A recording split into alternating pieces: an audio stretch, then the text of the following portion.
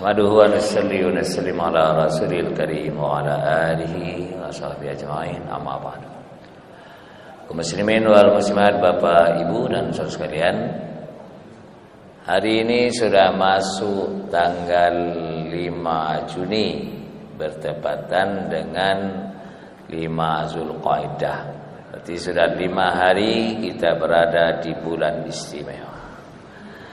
Apapun aktivitas yang kita kerjakan di masjid, di rumah, di kantor, di pasar, kalau dilandasi dengan iman, maka itu pun pahalanya dilipat gandakan oleh Allah Subhanahu wa taala. Siapa yang menyatakan bulan ini adalah bulan istimewa? Allah Subhanahu wa taala menyatakan di dalam Quran surat Al-Maidah ayat 36. Inna iddatas syuhuri 'indallahi 12 syahran fi kitabillah. Sesungguhnya hitungan bulan dalam satu tahun itu ada 12 bulan. Kapan berlakunya satu tahun itu ada 12 bulan? Yauma khalaqas samawati wal ardh, semenjak bumi dihamparkan, langit ditinggikan, berlaku satu tahun ada 12 bulan.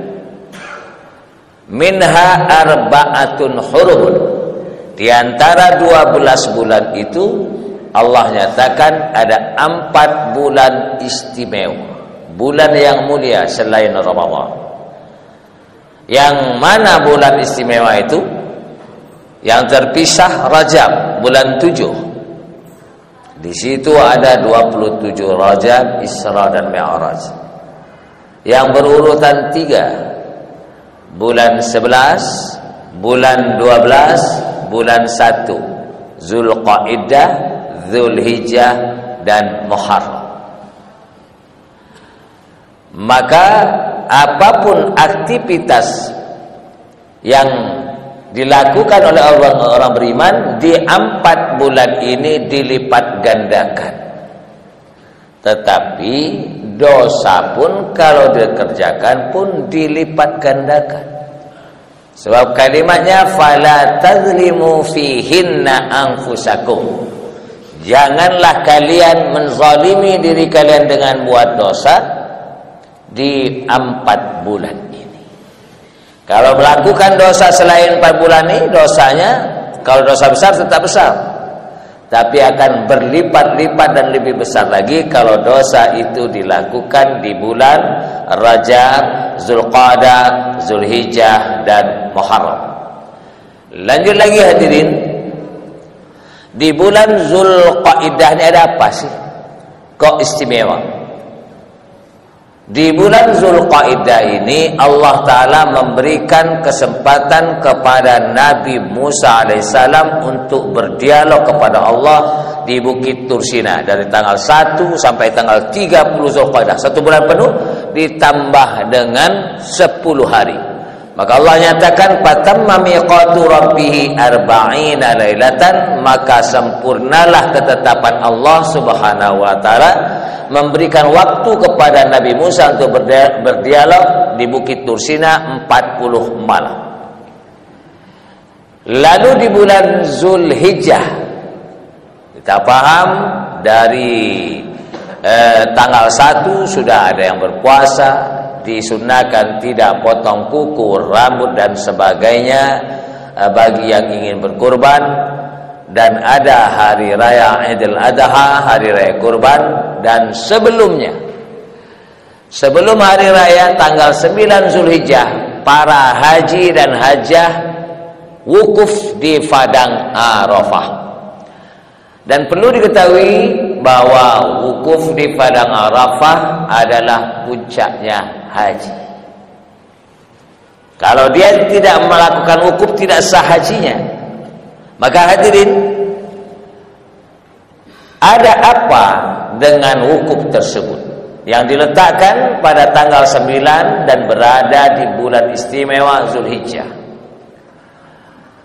Hadirin, di dalam tafsir Ma'ariful Quran disebutkan bahwa begitu dahsyatnya Allah Ta'ala akan memberikan anugerah ampunannya dengan orang-orang yang wukuf, sehingga iblis yang dahulu ketika berada di surga bernama Azazil, sekitar 8.000 tahun lebih dahulu diciptakan daripada moyang kita Nabi Adam, takabur, sombong, merasa dirinya lebih baik daripada Nabi Adam, ini baru diciptakan, sementara dia sudah 8.000 tahun yang lalu. Ana khairum minhu, saya lebih baik daripada Adam. Maka dia diusir dalam kandilanan dari surga ke dunia. Nah, iblis ini membawa pasukan dan anak buahnya untuk mengelilingi wilayah padang Arafah. Untuk apa? Jadi kalau ini padang Arafah, dia keliling, langsung dipimpin oleh iblis itu. Dia ingin menyaksikan apa yang Allah Ta'ala akan berikan kepada para haji dan hajah yang wukuf di padang Arafah, yaitu puncaknya haji. Ternyata dalam tafsir itu disebutkan, saat itu di padang Arafah Allah Ta'ala tiupkan gelombang ampunan dan rahmatnya, sehingga menghempaskan dosa-dosa para haji dan hajah yang wukuf, sehingga dosanya bersih, terutama dosa kepada Allah. Kayaumin waladadhu ummuhu, seperti bayi yang baru dilahirkan oleh ibunya. Menyaksikan itu, maka iblis dan anak buahnya masing-masing mengambil debu di sekitar padang Arafah, dia taburkan ke muka mereka masing-masing. Ya waila, ya wailata, hai hai hai, hai hai hai. Dia paham dari muda dahulu, ya, digoda maksiat, zina, mencuri, durhaka orang tua dan sebagainya. Namun setelah dia tua atau ketika dia mendapatkan taufik dan hidayah memenuhi panggilan Allah menjadi tamu agungnya Allah Ta'ala daripada haji, bersih dosa. Yang tadinya sudah berada di pinggir jurang neraka, ya, tinggal mati saja ke masuk neraka dengan maksiat dan dosanya, menjadi pengikut atau teman kawan iblis ke neraka, namun mendapatkan taufik haji, bersih dosanya. Ya. Maka bagi kita yang tidak wukuf disunnahkan puasa sunnah Arafah, ya Allah Ta'ala akan berikan ganjaran 2 tahun. Hadis Sahih Muslim. Impas bias mereka yang wukuf tidak puasa. Nah, siapa yang tidak wukuf untuk mendapatkan kecipratan ampunan Allah selama 2 tahun dan nilai pahalanya, maka disunnahkan pada tanggal 9 Zulhijjah itu kita puasa sunnah Arafah. Lanjut lagi hadirin, di bulan Zulhijjah itu ada penyembelihan hewan kurban. Lalu bulan istimewa selanjutnya adalah bulan Muharram, ada tanggal 10 Muharram disebut Asyura. Di bahasanya tersendiri. Hadirlah Allah, bagi bapak-bapak, ibu-ibu yang belum tergerak hatinya untuk mendaftar berangkat haji, hanya sekedar niat dalam hati saya saja, bahaya. Ya, karena haji ini rukun Islam yang keberapa? Kelima.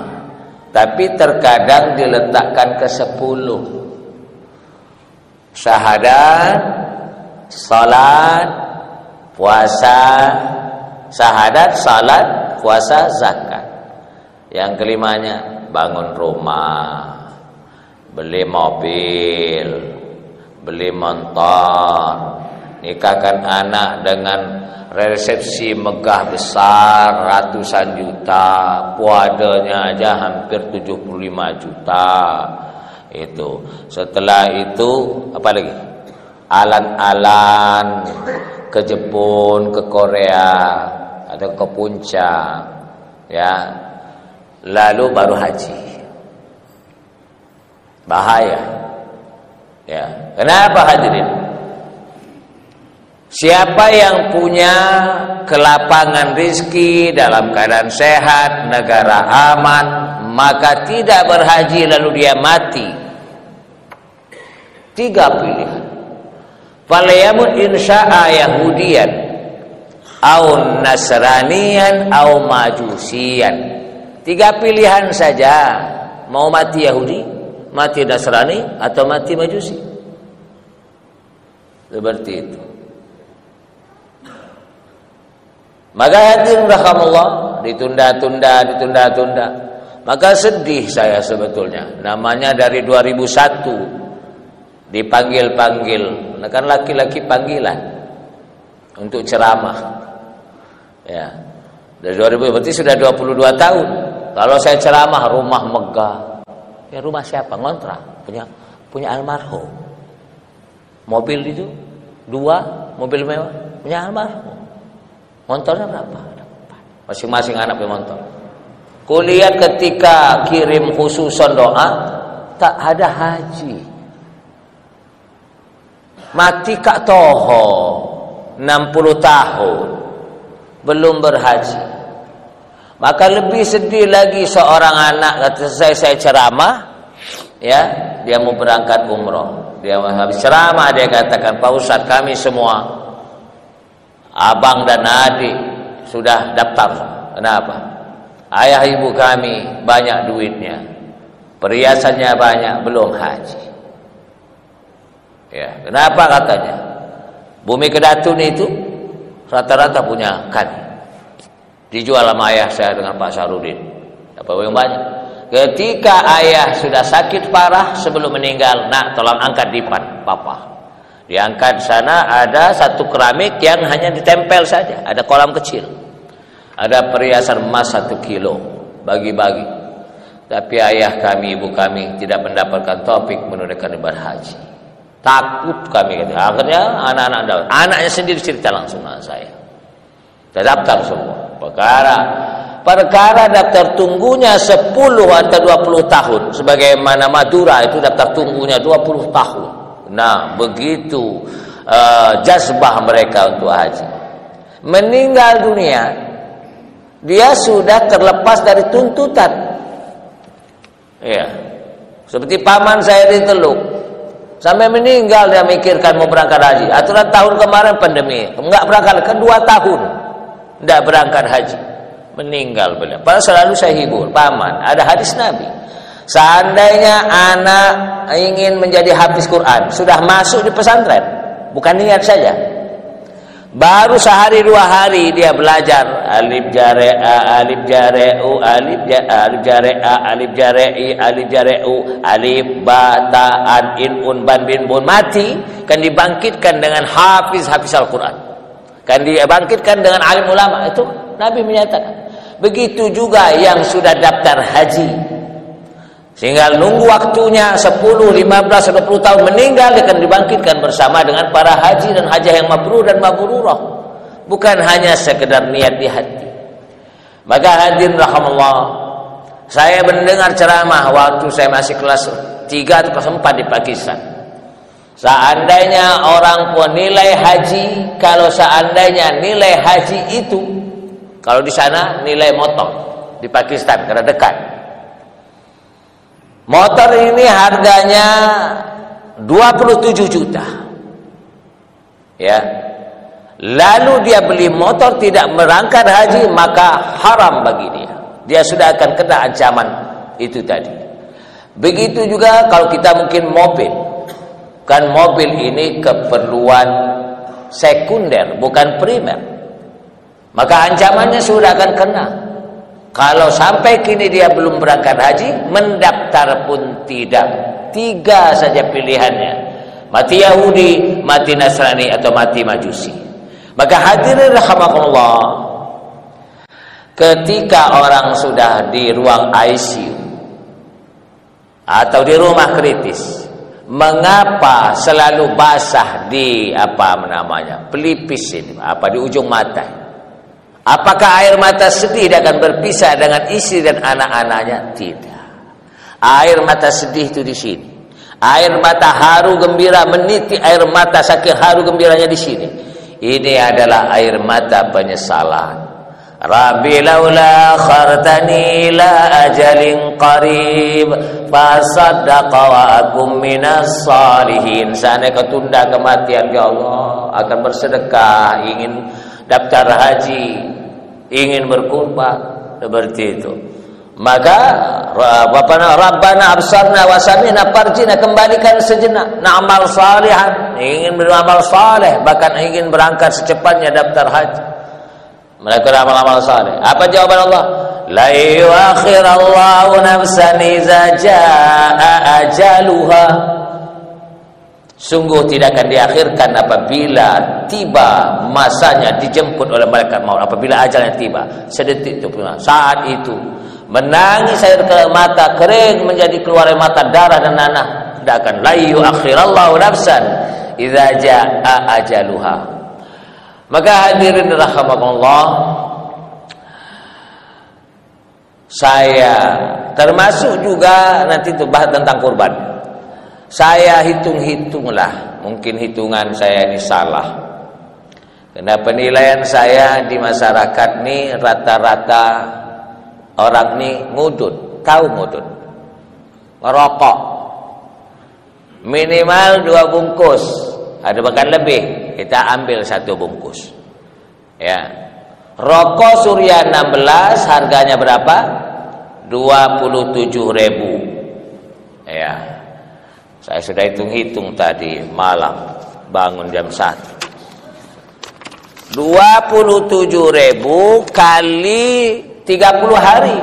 Kalau seharinya itu 1 bungkus, maka dalam 1 bulan untuk ngudut 810.000. Kalikan 12 bulan, 1 tahun 9.720.000. Kalikan 5 tahun 48.600.000. Sudah bisa daftar haji, tambah dikit suami istri yang ngudut. Perkara ngudut mau ke makruh, mau yang haram, itu urusan masing-masing. Dan aku kalau nggak ngudut, error otak saya, nggak bisa mikir saya. Urusanmu. Katanya Rabbana atina fid dunya hasanah. Lagi apa? Wa fil akhirah. Nah, 27.000 udut, 27 tabung untuk haji. Ya. Kalau 6 tahun yang ngudut 1 bungkus hari, kalau 2 bungkus lipat kalikan aja, 58.320.000. Sudah daftar, bisa daftar haji nggak 58 juta suami istri? Sudah dapat porsi. Matilah berdua bareng. Sudah tertunai ibadah haji, dibangkitkan dengan haji dan hajjah. Dan uangnya tidak akan hilang, digantikan oleh anaknya. Nanti anaknya membadalkan senyum bapaknya. Yang ngudut, ya saya tidak tahu siapa ngudut. Karena hukum ngudut itu berpulang masing-masing lah. Untuk begitu juga, ya. Yang ngudut ini hampir setiap orang yang ngudut bisa kurban. Kenapa? Berapa bulan? 810.000 sebulan. 27 kali 30. Cukup 4 bulan ketemu uang 3.240.000. Bisa beli kambing. Ya, kalau haji merasa miskin, kurban, tapi ngudut terus. Dibejejerkan di lubang angin rumahnya, banyak nih yang kotaknya itu. Nah ini mungkin hitung-hitungannya mungkin salah lah. Dah hitung-hitungan. Ya Allah, saya pikir yang ngudut itu. Ya, makanya tetanggaku tanya, Pak Min, berapa rokok 1 bungkus? 2 bungkus. Udang garam hejo. Ya, kalau 2 bungkus berapa gudang garam hejo itu? 14.28, hampir sama. Kenapa? Dia ngaduk semen pun jauh-jauh nempel aja. Jadi ngepul, batasan 2 bungkus. Lihat hitung itu. Kalau akhirat dikedepankan, maka kebanyakan mau mati itu di sini. Ini air mata penyesalan. Ngudut jojong sampai toho tapi tak daftar haji. ngudut jojong namun tidak kurban. Kenapa hadirin? Masyarakat ini ya,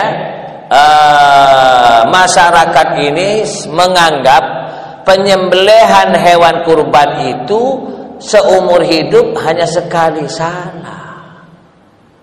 Kalau haji iya seumur hidup, wajibnya sekali. Nah, kurban ini setiap tahun. Kenapa hadirin? Karena Allah ceritakan Quran dari zaman Nabi Adam.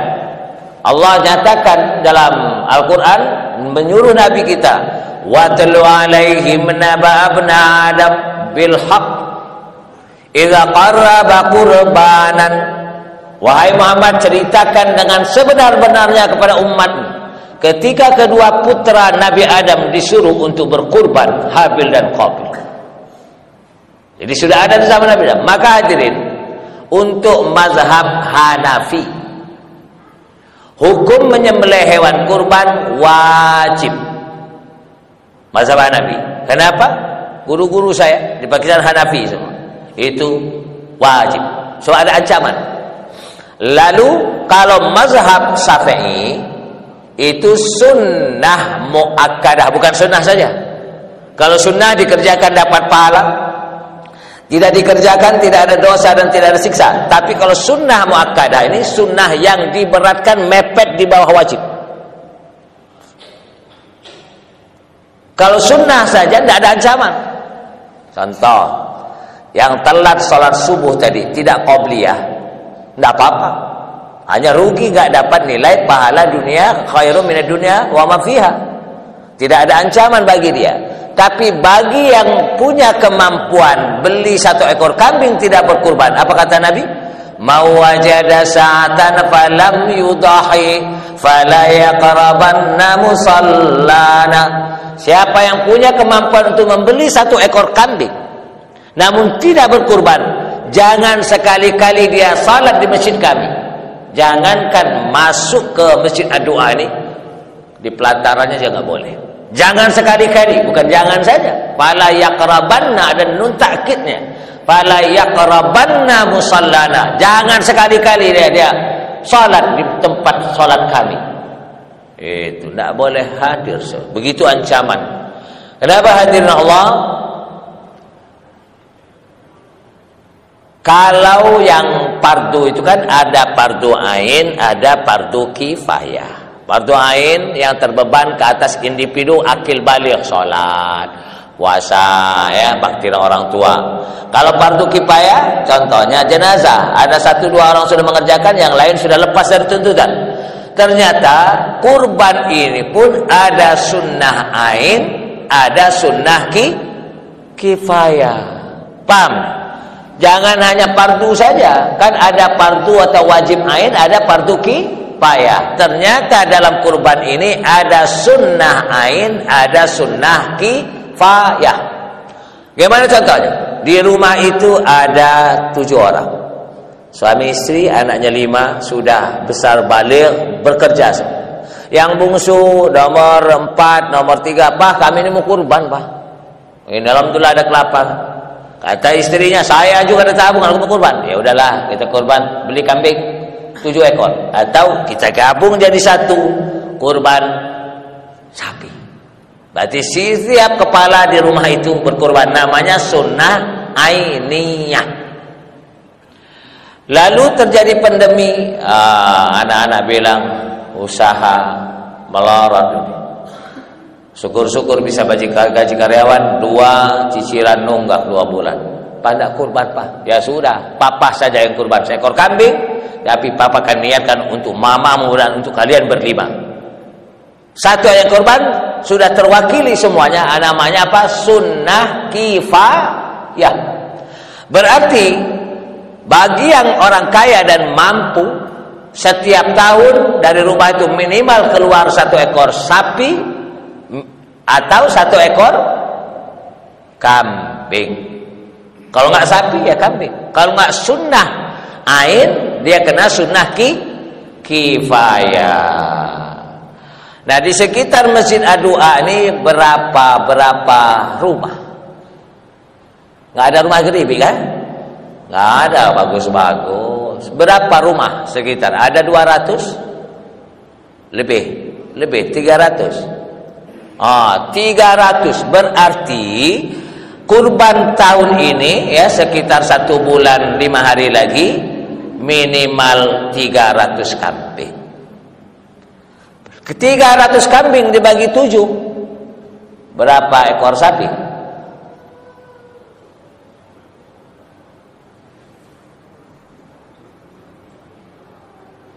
Hampir 40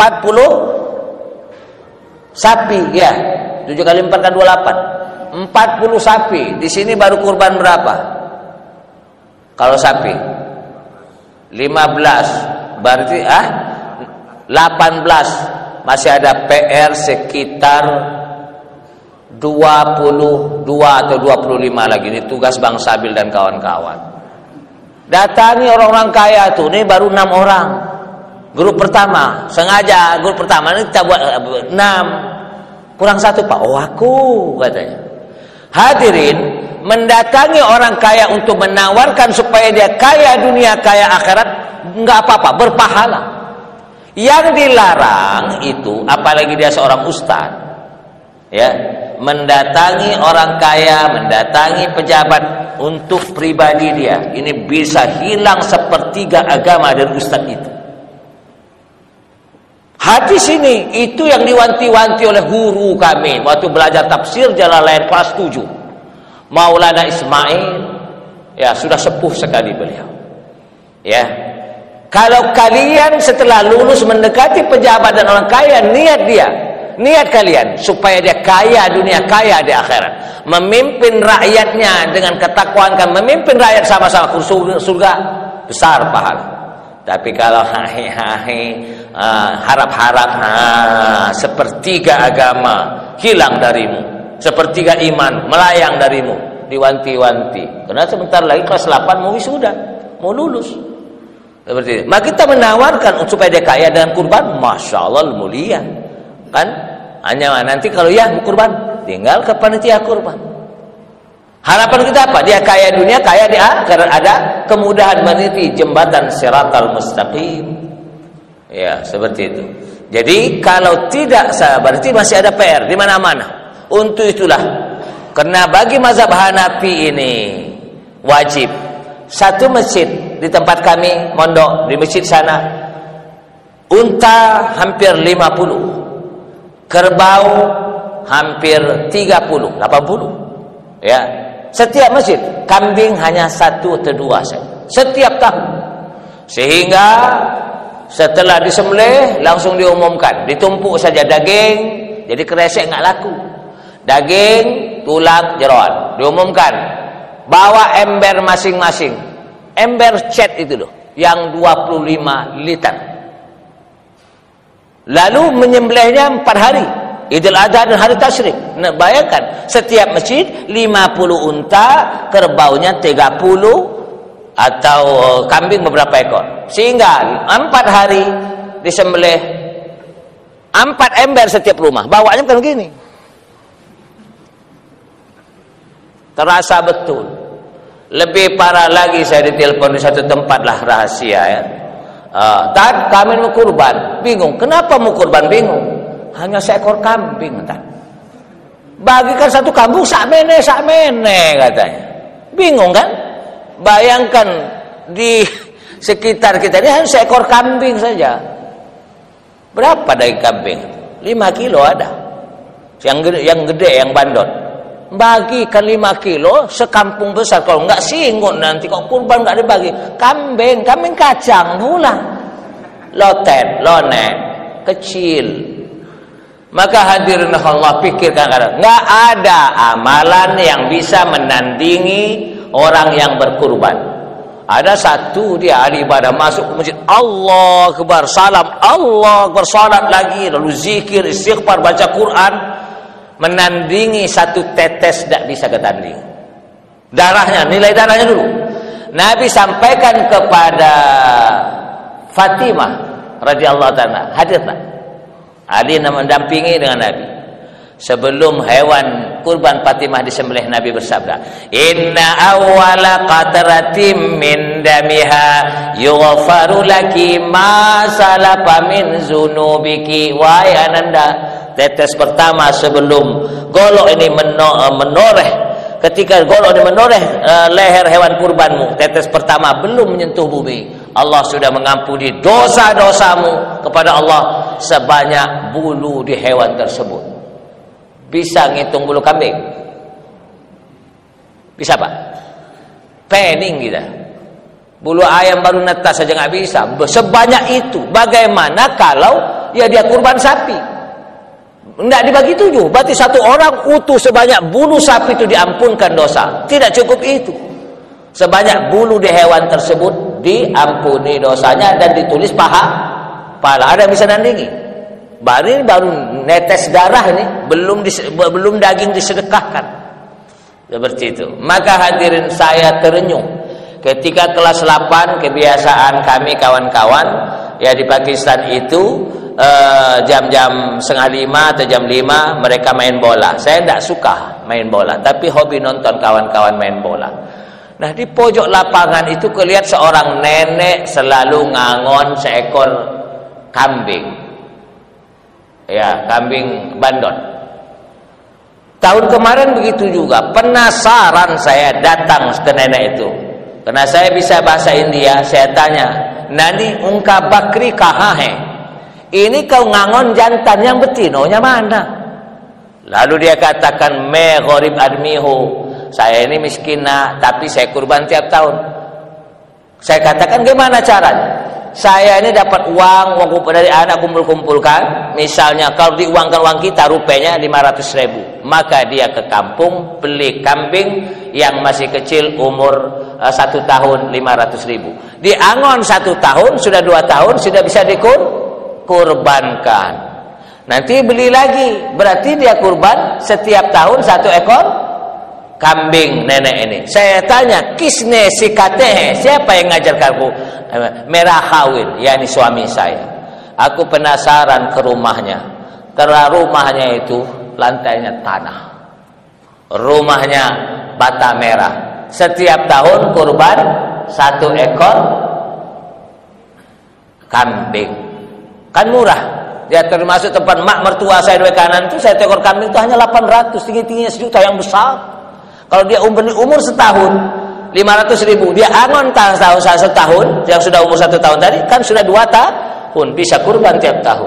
Kalau akhirat dipikirkan seperti itu. Contoh yang ngudur tadi berapa bulan mengumpulkan duit? Cukup 4 bulan. Bisa kurban. Ini jojo ngudut, kurban miskin, tapi ngudut jojo. Apalagi beli HP-nya 4-5 juta. Nggak kurban, alamak, banting aja HP, nggak bawa ke surga. Ya, maka hadirin rahimallah, renungkanlah, pikirkan. Bagi yang belum daftar haji, secepatnya. Perkara baru daftar haji, lalu dia pulang mati, sudah tertunai kewajibannya, dia sudah tunjukkan kepada Allah. Kalau niat, semua niat, anak kecil pun niat juga ingin ke Baitullah, tapi tunjukkan niat itu dengan daftar. Ya, kalau tidak, 3 pilihan itu tadi. Begitu juga kurban. Mudah-mudahan nanti laporan dengan Bang Sabil berapa? 40 sapi, masya Allah. Saya akan cium tangan orang-orang itu tadi. Kenapa? Pikirkan akhirat kita. Kenapa hadirin sampai Nabi memberikan ancaman yang tidak mau berangkat haji mampu akan 3 pilihan, mati Yahudi, Nasrani, Majusi. Lanjut lagi yang kurban, kata Nabi, "Fala yaqrabanna musallana." Jangan mendekati masjid, jangan salat masjid. Seperti itu. Hadirin rahimallah. Kadang-kadang orang tua memikirkan anak toho buatkan rumah, belum daftar haji, dibelikan motor, mobil, belum daftar haji, nikah besar-besaran, belum daftar haji. Ingat, anak laki-laki itu kan pernah saya sampaikan di sini. Di dalam kitab Anwarul Masalik, anak laki-laki itu sebatas baligh kewajiban kita memberi makan minum.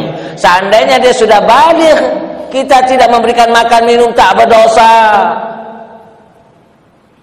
Jangankan sekolah dan kuliah, motor dan HP dan sebagainya, tidak kasih makan minum, laki-laki ini balik, tidak berdosa lagi. Itu dulu hukumnya. Ya, Nah, yang masih kewajibannya masih kecil-kecil dan anak perempuan sampai gerbang nikah. Tapi yang namanya orang tua kita kalau mampu buatkan rumah, dicarikan kerjaan, nikah kita itu sebetulnya sudah bonus pahala untuk kita selaku orang tua, bukan wajib lagi. Lalu begitulah telah disampaikan kepada yang bujang-bujang ini, kalau minta orang tua merayunya, merengek, memelas dengan akhlak.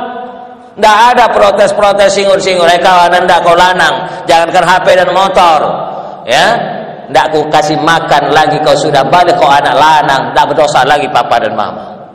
Ini supaya anak muda tahu. Nah, kita mikirkan mereka buat rumah, nyewa gedung ratusan juta, cateringnya pun puluhan juta untuk ini. Resepsi itu kan sunnah. Kalau mampu, lebih baik kita mikirkan diri kita, buatkan kita rumah, resepsi besar-besaran. Kita mati belum tentu mereka memikirkan untuk membadalkan haji. Kita masih hidup saja, nyuruh mereka sholat, yang bekik dulu kita. Ya, masih hidup saja, mereka tidak mikirkan diri mereka, bagaimana kita sudah mati nanti. Maka hadirin Allah, ini renungan bagi kita. Ya, jangan main-main rukun Islam yang kelima. Begitu jaga berkurban. Mudah-mudahan Allah Ta'ala beri taufik dan hidayah bagi kita untuk berhaji dan berkurban secepatnya. Terlebih lagi yang kaya, yang ngudut saja. Yang ngudut kan nggak semua kaya kan? Miskin pun ngudut, tapi selalu merasa miskin. Yaitu tadi 5 berapa bulan? 4 bulan 3.240.000, yang 27.000 kalau ngudutnya sebungkus. Kalau yang sudah kecanduan 2 bungkus, sudah kalikan saja. Sampai kini belum berkurban. Nah, itulah hadirin renungan bagi kita. Baik hadirin, waktu isyraq sudah mendekat 10 menit. Kita buka pertanyaan dulu. Yang mau tanya silakan.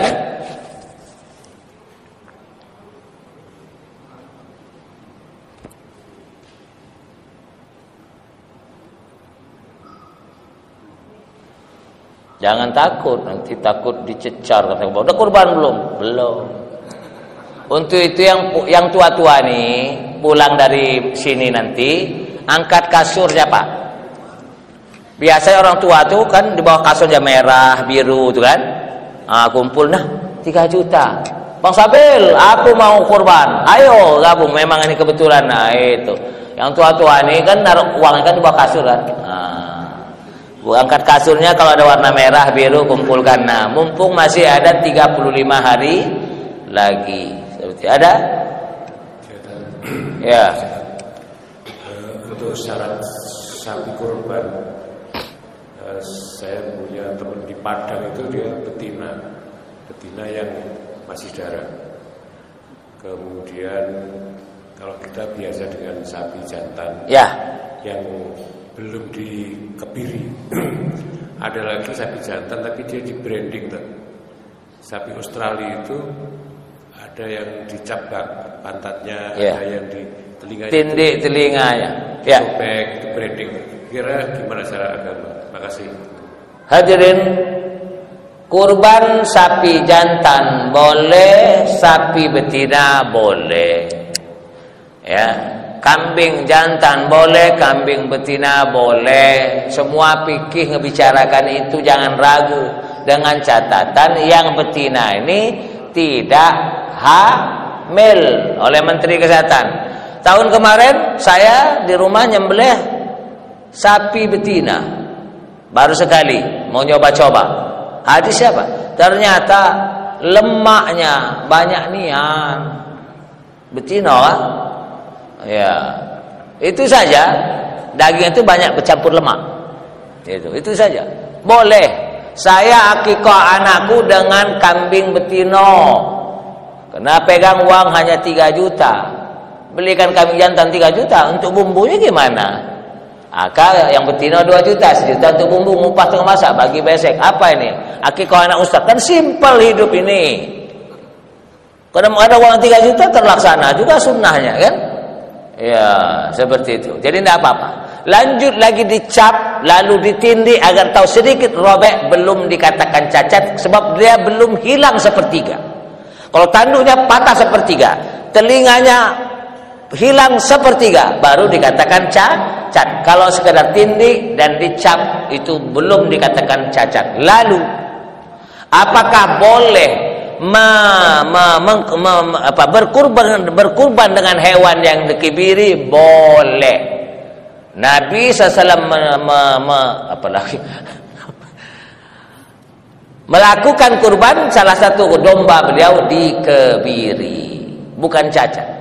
Lalu apakah boleh mengebiri hewan? Boleh, dengan dua syarat. Kalau dua syarat tidak boleh kebiri kurban. Hewan itu dikebiri. Pertama, hewan itu halal dimakan. Lalu kucing dikebiri, kamu makan kucing apa? Pertama, halal dimakan. Ya, kebiri dalam Islam boleh untuk hewan, untuk manusia tidak boleh. Ya, kebiri pertama syaratnya hewan itu halal dimakan, kambing, sapi, kerbau dan sebagainya halal dimakan. Lalu yang kedua syaratnya dikebirinya ketika masih kecil. Kalau sudah besar, sudah bandot, dikebiri, menyiksa dia. Kok nggak ada rasa-rasa lagi dekat betina, nggak ada ser-sera. Ya, semoga Allah maafkan kami. Waktu saya kuliah di Politeknik Pertanian, sebelum penjurusan belajar peternakan, mengebiri kambing besar pakai alat. Putus sarafnya, tapi lama-lama dia mengecil. Namanya praktek lapangan ya. Waktu itu kan saya belum jadi ustaz. Selesai wisuda 94 baru mondok saya. Nah, jadi ngebiri besar, berdosa lah. Jadi dua syarat ada boleh. Jadi yang punya kambing yang punya kucing jangan dikebiri. Pertama syaratnya dia tidak terpenuhi, dia kan nggak halal dimakan. Ya, jadi jangan ragu. Kalau ada hewan yang dikebiri untuk kurban, bukan cacat, boleh. Dalam kitab fikih dibahas. Yang betina juga boleh dengan syarat dia tidak hamil. Begitu Pak. Kurban insyaallah ya. Insyaallah. Iyalah, jamnya aja mahal. Jual jam untuk kurban nggak apa-apa. Masih ada jam di masjid. Ibu-ibu, kalung-kalung ya, banyak kurban Bu. Nanti mati tuh suami lagi mau kawin, mas kawin lagi. Ibu pentung mukarnak. Silakan ibu-ibu mau tanya. Ada ya tuh. Silakan.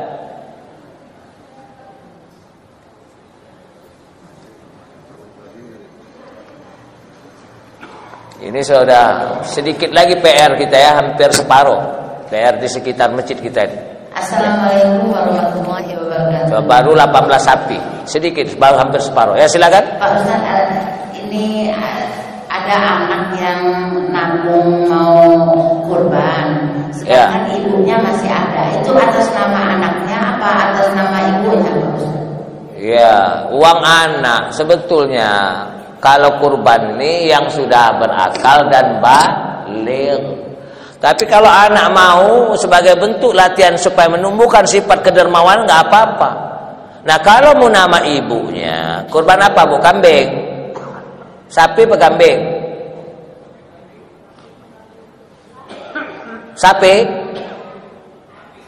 Sapi, masya Allah bisa. Jangankan ibunya, apanya juga bisa. Nah, saudara kan 7 orang ya? Iya, boleh. Tapi kalau bapak-bapaknya kurban 1 ekor kambing, bapak yang kurban tapi niat pahala untuk sekeluarga. Berarti sunnah kifayah. Boleh. Nah, ini kan sapi ini tabunganmu. Kita bertujuh ya. Iya. Jadi bapaknya masuk, emaknya, adik-adiknya bisa masuk. Dan jangan ragu hadirin. Kurban untuk almarhum, almarhumah boleh. Suami istri, anak cuma 3, 5, kurang 2 lah. Ayah, papa, mama, almarhum dimasukkan. Boleh. Buktinya mana? Nabi sudah wafat. Ali selalu menyiapkan 2 domba. Kata Ali, domba ini kurban aku, 1 domba ini kurban Rasul. Padahal Nabi sudah wafat. Berhentinya setelah Ali wafat. Dalam kitab Muqaddimatul Mu'taz. Boleh. Seperti itu. Atau 2 orang yang hidup, sisanya 5 orang almarhum, almarhumah keluarga itu boleh. Seperti itu. Ada lagi? Ya. Waalaikumsalam. Dari bank BSI, Bank Syariah Indonesia, itu banyak menawarkan untuk mendaftar haji. Ya. Kemudian biayanya untuk pendaftaran ditanggung oleh BSI. Kemudian kami mengangsur setiap bulannya. Apa hukumnya itu, Pak Haji? Ya. Saya tidak tahu kalau di talangan haji. Kalau dahulu saya langsung tanya dari AKP Winarno, Purnawirawan Brimob. Kalau talangan dulu murni, tidak ada bunga. Minjam 50 juta, yang kita ansur 50 juta. Hanya ada lebih 3 juta ini untuk administrasi. Kan perlu materai, perlu ini. Jadi uang yang 50 juta itu utuh. Nah, kalau seandainya dia ada akad lain, akadnya apa, Pak? Pinjam uang bayar uang, bukan?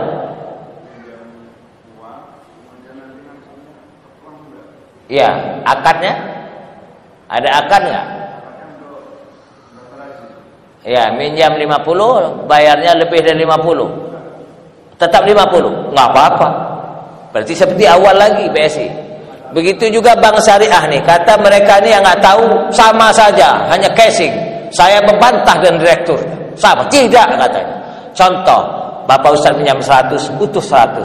Biaya yang lain dari uang Bapak sendiri, tidak dipotong untuk notaris segala macam. Yang kedua katanya tidak ada denda kalau terlambat. Yang ketiga, kalau seandainya disita utang Pak Ustaz 200, rumahnya 500, ambil 200, 300 kembalikan. Ya, yang keempat katanya ada akad muakalah. Contoh, saya baru beli mobil engkel ya untuk usaha, jadi mereka beli dulu, lalu akad jual dengan kita secara kredit kan boleh, muakalah. Seperti itu. Bapak perlu kulkas, aku beli harga 5 juta, aku jual dengan kredit menjadi 10 juta, kan nggak apa-apa, uang dengan barang. Tapi belum pure 100% syariahnya, kecuali Kepri Riau yang di dalamnya ada Ustaz Abdul Somad. Itu memang sudah pure murni. Kita kan bertahap, berjenjang, ya. Seperti itu. Ya, kalau itu 50 kembali 50, hanya ada administrasi di depan saja boleh, nggak apa-apa. Itu awalnya begitu, tapi akhirnya berubahlah, tidak syariah lagi. Kalau kembali ke syariah lagi dengan digodok terus oleh pihak pusat, para alim, para ulama, para kiai dan pengurus-pengurusnya, maka alhamdulillah kalau sudah kembali ke syariah lagi. Begitu. Lalu apakah boleh ngutang untuk haji dan untuk kurban? Boleh dan tidak boleh jawabannya. Ngutang untuk beli kambing, ngutang untuk berangkat haji, bagaimana? Jawabannya boleh dan tidak boleh. Tidak boleh. Dia jual kenceng, jual periuk, jual kopor gas semua untuk beli kambing, sehingga nggak ada masa, nggak ada lagi ngamuk lah bini. Tidak boleh. Tapi saya punya kawan punya hutang 10 juta, dibayarnya nanti Agustus, kan lewat nih kurban 10 juta itu. Aku ngutang dulu dengan Bank Sabil 3 juta, kan ada uang 10 juta untuk bayarnya, uang nganggur, maka boleh. Begitu juga saya mau berangkat haji, nggak ada duit, sementara tanahku ya misalnya 2 hektar ku tawarkan 1 miliar, orang nawar kena pandemi 800, 900, pokoknya 1 miliar, saya bilang nggak kurang, nggak ada dosa mau berangkat, maka diminjam uang dengan Pak Dokter 200, 300 juta. Boleh, kena pulang nanti ada barangnya untuk ngebayar uang saya 1 miliar misalnya. Hanya nunggu harganya saja. Pegang sertifikat dengan Pak Dokter, boleh. Seperti itu, ya. Jadi tidak semua ngutang-ngutang. Jadi yang punya pensiunan 3-4 juta ngutang dulu belum dapat bayar, boleh, kurbanlah. Jangan ngandalkan nanti anakku kaya, kurbankan saya. Gini, kita lihat kitab Irsyadul Ibad, ya, bahwa amalan ketika hidup satu tidak sama dengan amalan 100 setelah kita mati. Satu kali istighfar mulut ini dengan Rabbighfirli 100 kali anak cucu kita masih tinggi yang satu. 1.000 rupiah dengan tangan ini bersedekah masih lebih tinggi daripada 100.000 anak cucu kita bersedekah setelah kita mati. Itu kata Nabi dalam kitab Isra. Begitu juga 1 ekor kambing kita kurbankan ketika masih hidup masih tinggi pahalanya ketimbang 100 ekor kambing dikurbankan untuk kita setelah kita mati. Saking solehnya anak kita kaya. 100 ekor kambing untuk papa, 1 ekor kambing untuk mama kurbannya, tapi itu sudah mati masih tinggi yang 1 ekor ketika kita masih hidup. Dan hadirin saya ini kan dari luar yang sudah tua-tua ini jangan mikirkan biaya mati. Banyak betul. Nah, di rekening ini ada 30 juta. Jangan diganggu. Kalau aku mati, ini untuk kain kapan, untuk upah gali kubur, untuk kendurinya. Setelah kita mati itu, mikirkan urusan, bukan urusan kita. Urusan yang hidup, nggak dimandikan, nggak ada apakan dikubur, mereka berdiri begini, mana anak-anak berdosa. Kita tetap ahli surga, ya. Lebih baik pikirkan untuk bekal kita mati. Kurban yang 30 juta, 3 juta, tinggal 27. Nah, masjid di kampung Al-Karpet, belikan karpet. Itu yang akan menyelamatkan kita. Wasilah di alam kubur, gak ada mungkar nakir. Bukan urusan kita. Yang tua-tua ini, bongkarlah celengan-celengan itu. Cabut wasiat dengan anak. Tidak jadi, 30 juta kurban. Seperti itu. 3 juta saja, ya. Lalu sisanya sedekahkanlah. Kenapa? Sedekah ketika hidup sekali lebih tinggi daripada 100 kali sedekah ketika sudah mati. 1 ekor kambing masih tinggi 1 ketimbang 100 ekor setelah kita mati. Keterangan apa dalam kitab Irsyadul Ibad? Bukan saya ngomong, Rasul SAW. Gimana, cukup? Cukup ya? Ya, kebanyakan ilmu muntah. Alhamdulillahirabbil alamin. Allahumma shalli wa sallim wa barik alaihi. Ya Allah, ya Tuhan kami, di sisa-sisa umur yang kami tidak tahu berapa sisanya, kami mohon bimbing kami, tuntun kami ya Allah. Jangan kau pisahkan kami dari majelis taklim. Berapa banyak hukum hakam Engkau yang masih kami abaikan, lalaikan. Untuk itu ya Allah, mudah-mudahan dengan bimbingan Engkau di sisa-sisa umur yang kami tidak tahu berapa sisanya, kami bisa mengerjakan apa yang seharusnya kami kerjakan namun belum kami kerjakan, karena kami menginginkan ampunan, rahmat serta ridha-Mu. Untuk itu ya Allah, ya Tuhan kami, bagi yang akan berangkat haji, lindungi jiwa, raganya, keluarganya, dan harta benda dan imannya. Bagi kami ya Allah, beri taufik dan hidayah sampai anak cucu keturunan kami untuk melaksanakan rukun Islam yang kelima, menunaikan ibadah haji. Begitu juga ya Allah yang berkurban, mudahkan dia untuk melaksanakan kurbannya. Begitu juga yang belum, mudah-mudahan dengan taufik dan hidayah dari Engkau mereka bisa menyisihkan hartanya untuk berkurban di jalan Engkau pada tanggal 10 Zulhijjah nanti. Untuk itu ya Allah, kami senantiasa memohon kepadamu, berkahi umur kami, berkahi kesehatan kami, berkahilah rezeki kami, berkahilah harta benda kami, berkahilah anak cucu, keluarga dan keturunan kami, berkahilah pekerjaan dan usaha kami, berkahi pula waktu kami. Jauhkan kami dari musibah, wabah dan bencana. Apabila Kau akan panggil kami suatu saat nanti, panggillah kami dalam keadaan iman, husnul khatimah. Rabbana atina fid dunya hasanatan wa fil akhirati hasanatan wa qina azabannar. Subhana rabbika rabbil izzati amma yasifun wa salamun alal mursalin walhamdulillahirabbil alamin. Makasih, mohon maaf atas kekhilafan. Subhanakallahumma wa bihamdika asyhadu an la ilaha illa anta astaghfiruka wa atubu ilaik. Assalamualaikum warahmatullahi wabarakatuh.